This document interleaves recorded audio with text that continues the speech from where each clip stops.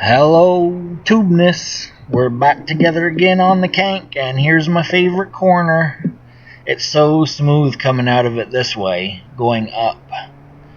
It's a bit more abrupt, and going down is when I almost wiped the CBR out. I never realized it was so abrupt until that day, and I will remember it now.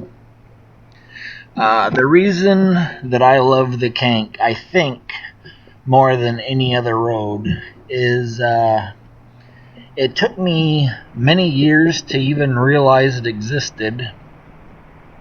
And my Triumph Speed Triple, which was about 5 to 8 years ago, that was in '05, the first year they made the 1050cc version. The round headlights, which they should have kept. Looking down at those big chrome eyeballs was the best part. Wow. It was a great part of that bike anyways. But I can remember venturing out to find the Kanc, and I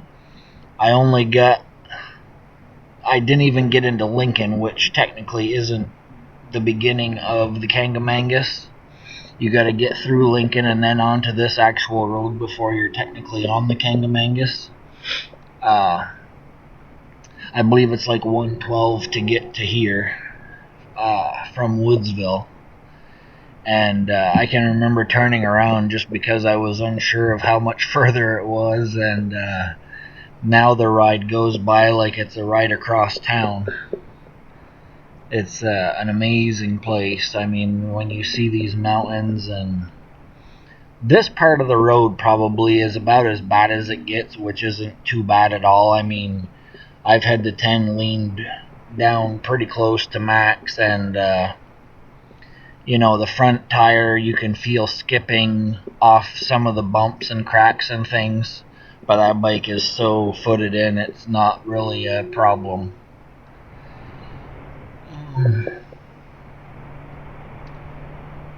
The gas station, which is about probably 25 miles away, also sells non-ethanol gas, and it's usually the cheapest around, even cheaper than in Vermont.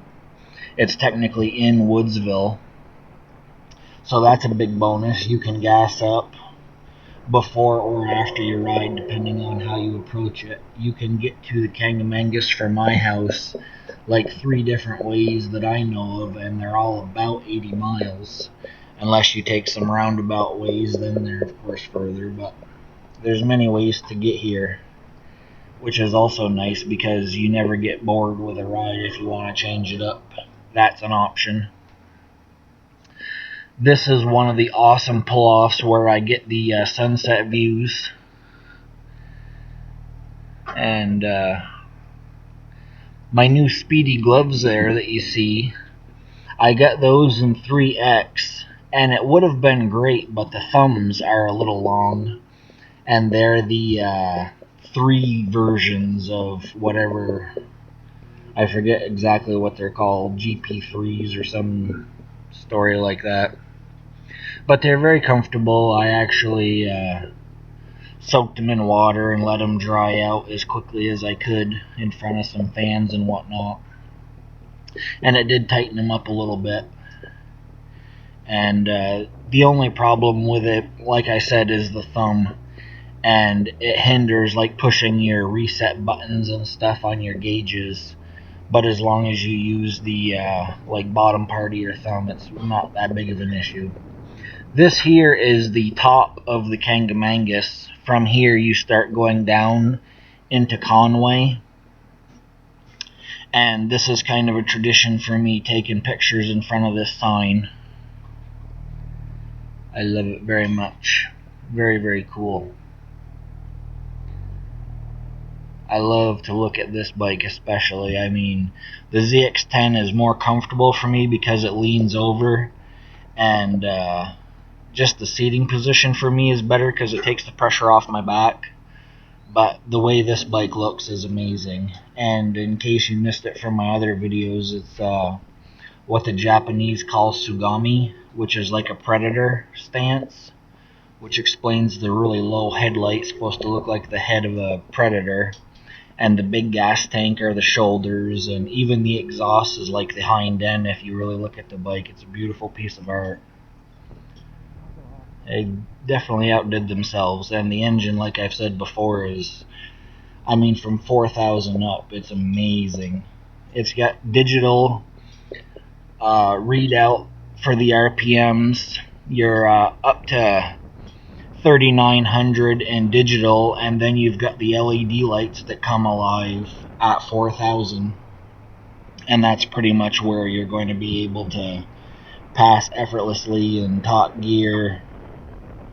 I mean, 55 and up, you can get the front end up pretty easily, and yeah, it's just a hell of a motor. I mean, pros that ride this bike say it's almost too much motor, and that's not something you hear very often. I mean, everybody that wants a good strong motor wants it to perform down low, and this motor definitely does that. As to where the ZX10, you put it up to 8,000-9,000, then you're holding on. But before that, it's a puppy dog, which is nice. You won't get killed on it. And I love the mountains. Look at this. I mean, that's tough to duplicate. Lots of nice places on the other side going down. There's lots of nice big pull-offs, and just an amazing place to spend the day if you ever get the chance. And there's also a couple little side roads. One of my favorites is called the Bear Run Road, and that brings you down on 302, and you can go a lot of different ways, like into Littleton, New Hampshire, and Gorham, New Hampshire, if you take 302 all the way, and you can do the toll road that brings you right up on top of Mount Washington, which is awesome. Yeah, it's a really amazing place. The White Mountains are very cool. They get weather like nowhere else in the world, literally. I mean, people come from all over to study the weather up on the top of Mount Washington. If you're into 60 below weather that'll nut you in a hurry, that's the place to do it. And the sunshine, of course, can be a bit of a hindrance, but that's why we do the tinted shields and things of that nature. Unfortunately, the cameras, they should make those tinting lenses for cameras. I should develop that. I'd be rich.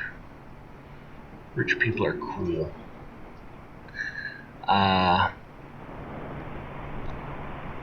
There's a place I'm going to go that we just went by and get some nice pictures there. I don't know how easy it is to take pictures and put them on YouTube, but I'm definitely going to take some for my own use anyways. And we're coming up on that hairpin curve. There's a sign. And you'll notice going down it straightens out a bit more quickly. You'll see what I mean. And when you're pushing it to the max, you figure it out a lot quicker. But going up is a really nice sweeper. Perfect. The only way it could be better is if it was sectioned off just for me. And maybe a perfect surface too. That would always help. But it's really the main reason I come to this road is this corner right here. The whole road, actually, I mean, you can be going, 90, 100 miles an hour and take most of the curves, and you're really pushing it. And it's definitely a good workout for you and the bike if you run this road max.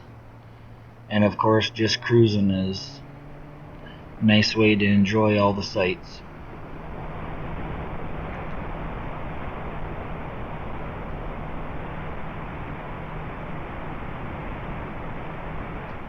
There's also usually not very much traffic unless there's something going on like Laconia or, it's a busy weekend, Memorial Day or something like that. The whole ride over, I mean, sometimes you won't pass 20, 30 cars and you're talking about 80 miles. So it's pretty awesome as far as that goes. Yeah, this is where I'm going to take some photos. Just get you some nice angles of the mountains in my bike. After this weekend, I'm going to be riding the ZX10 more. It is pretty amazing the difference between the two bikes. Like the Z, you would almost think handles as well if you just rode the Z, but then when you jump on the ZX10 after getting used to that bike again, I mean, even the shifting, as nice as the Z shifts, I mean, that ZX10 is just beautiful. I mean, it's so small clicks, you don't even feel them. It's just flawless. And this thing here I call my Mac truck because it's got just big power and just a blast to go out and run it. As to where the ZX10, that's my new razor blade. I mean, I couldn't imagine a bike handling better than that CBR, but just between fitting me better and being so much more planted, that ZX10's amazing. Plus you've got that extra oomph to push you along however you want to go. And the traction control is the best in the business. I mean, you're not going to get much better than that bike has for traction control, and that's straight from the pros.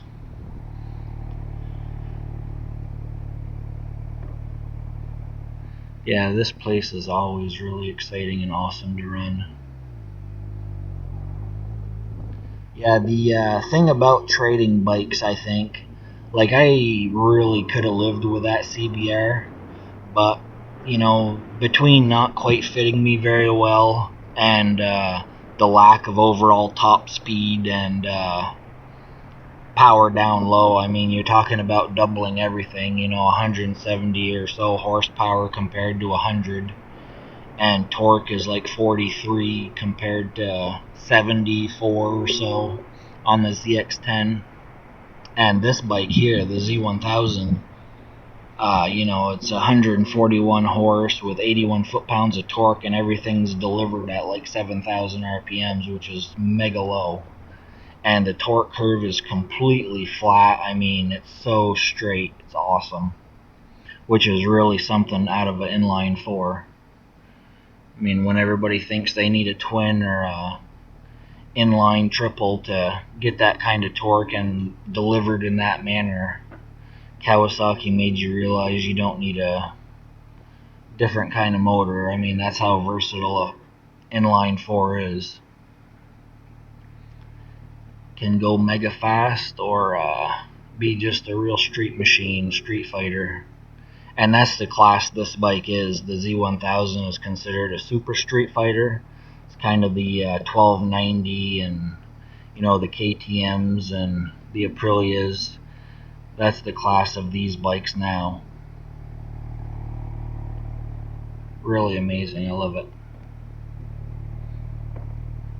As far as trading goes, when you start to doubt if the bike you have is good enough for you anymore, I think that's pretty much when you should seriously consider finding something else out there that's better for you, because, you know, that's what we do as bikers. We try to grow, and I think getting yourself the best bike you can possibly have, that's the whole experience of it. And like I said, you can live with a bike for however long you want to, and there's something to be said for that as well. But do what makes you happy and enjoy it.